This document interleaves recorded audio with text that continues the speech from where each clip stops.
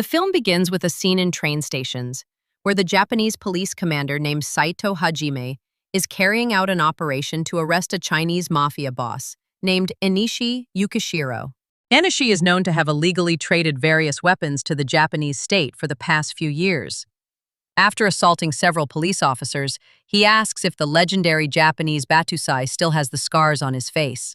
But because Saito didn't give any answer, Enishi started attacking several police officers, creating a big mess in the train station, and then fighting against some officers inside the train. Fortunately, Saito's troops managed to surround him, so he had no choice but to surrender himself to the Japanese police.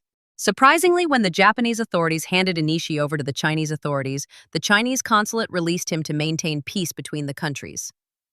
It turns out that Enishi is one of the most influential mafia bosses in China and has some political support in the government. On the other hand, Kenshin and Kaoru return to live their lives peacefully. In the evening, they have dinner at a food stall they usually visit with their friends. But shortly after they left the tavern with Sanosuke and Yahiko, Enishi and his men suddenly blew up the tavern until it burned. That night, a police officer invites Kenshin to investigate a suspected hill where Enishi's group prepared all the explosives. Unfortunately, they didn't find any evidence in that place, apart from a paper containing a message saying, "Human punishment." After seeing the message, Kenshin told the police chief that it was a message that a samurai or Battosai would use to justify their massacres. After returning to Kamiya's dojo, Megumi and Sanosuke had just finished treating the victims who were injured in the explosion that night. The next night, when Kenshin and Sanosuke were talking in front of Kamiya's dojo, a member of the dojo police headquarters suddenly appeared in front of them, covered in wounds. The man said that their dojo had been attacked by a group of unknown people. They rushed there to help save some of the other dojo members. On their way to the location of the attack, several police officers approached them and informed them that another attack had occurred at the police chief's house.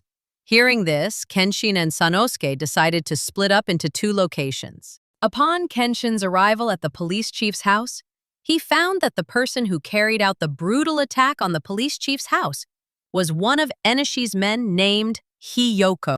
Hiyoko aggressively attacks Kenshin, using two machetes on both sides, while Kenshin is still ahead despite only using one sword weapon. In the middle of the fight, Kenshin could corner him and disarm his machete, but Hiyoko could still counterattack with multiple kunai. Kenshin managed to defeat Hiyoko and make him suffer very severe injuries. Unfortunately, Hiyoko blew himself up, causing the whole place to burn down. Seeing that Kenshin feels very guilty when he knows other people suffering from someone's revenge attempts against him. On the other hand, Sanosuke also had to swallow the bitter truth, because Enishi's men had slaughtered all the dojo members, and there was no one he could save. The next day, Kenshin accidentally crosses paths with Enishi, who introduces himself as the younger brother of the girl who was killed by him 14 years ago. Enishi reveals that he didn't kill Kenshin directly to make him suffer by hurting the people around him. After knowing Enishi's goal, Kenshin becomes even more restless because he has to imagine the people he cares about getting hurt one by one. Meanwhile, a Chinese politician named Heizing came to Enishi to question the continuation of their deal. In the deal, Enishi had promised to hand over his organization to Heizing once his goal of revenge was achieved. After Heizing left, Enishi was reminded of an incident in the past where he tried to convince his older sister, Tomoe, to leave Kenshin because he is a very dangerous person. Kenshin decides to tell Kaoru and the others that the recent attack was an attempt by Enishi to take revenge on him. Kenshin revealed that Enishi is the younger brother of a girl named Tomoe, Kenshin's late wife, who had died from a slash from Kenshin's sword.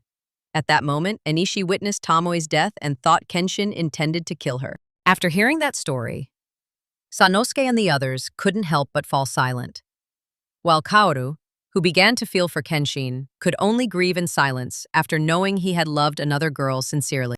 At Enishi's headquarters, a samurai sword named Cho, who is now working on the side of the Japanese government, challenged Enishi to a one-on-one duel because he cannot accept the insult given by Enishi for his defeat in the fight against Kenshin. Meanwhile, at Kamiya's dojo, Misao and Aoshi meet Kaoru to give Tomoe's notebook.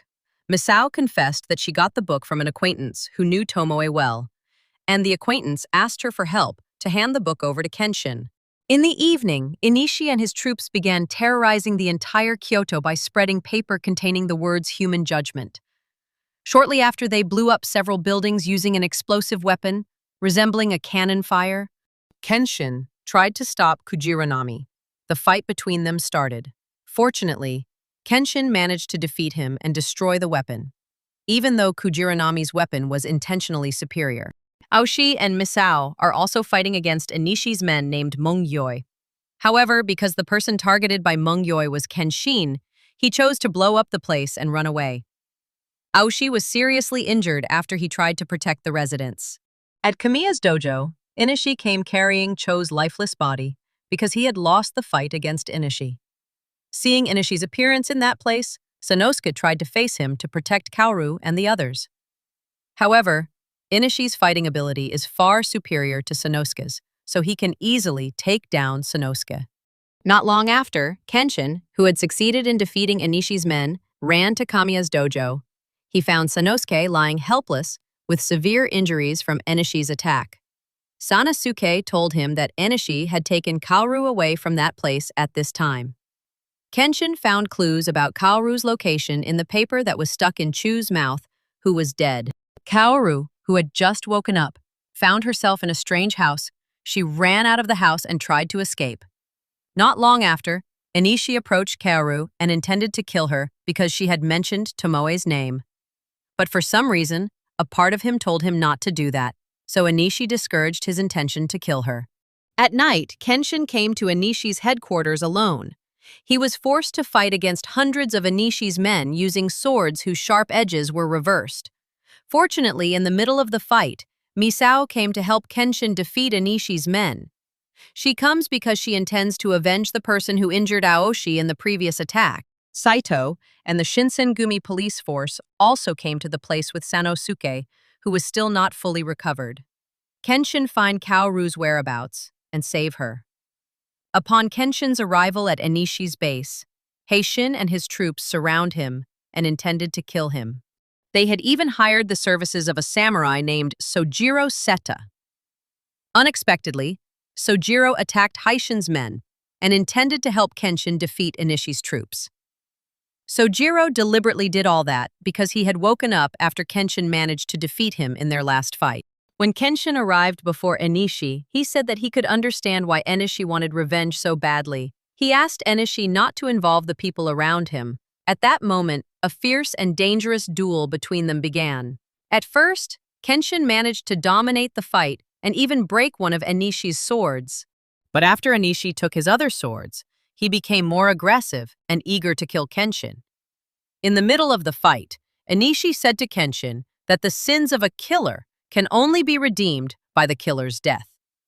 The battle between them continued, and Kenshin managed to make several counterattacks. Enishi, controlled by anger and revenge, stabbed a knife into Kenshin's body. Surprisingly, Kenshin didn't try to dodge or put up any resistance at all. He tried to meet Inishi's eyes and apologized to Enishi. Kenshin suddenly appeared and intended to shoot them both, but Kaoru ran and stopped him. Then when Kenshin was about to shoot Kaoru, Enishi unexpectedly protected her with his body and allowed himself to be shot by a bullet.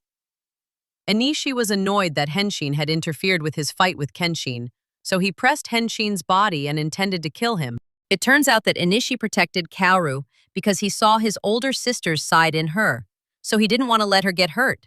After that, Enishi couldn't help but cry while remembering his memories with his older sister Tomoe. A few days later, Enishi was finally arrested by the Japanese police and imprisoned for all his crimes.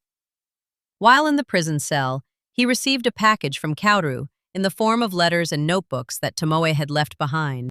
In the book, Tomoe says that she abandoned her intention of revenge and prefers to love Kenshin because he is the one who has given her new happiness. Enishi could only cry and regret his actions that had claimed many people's lives. After everything was over, Kenshin and Kaoru came to Tomoe's grave to pay their last respects and show their gratitude because Tomoe was a figure who had helped bring peace to this country.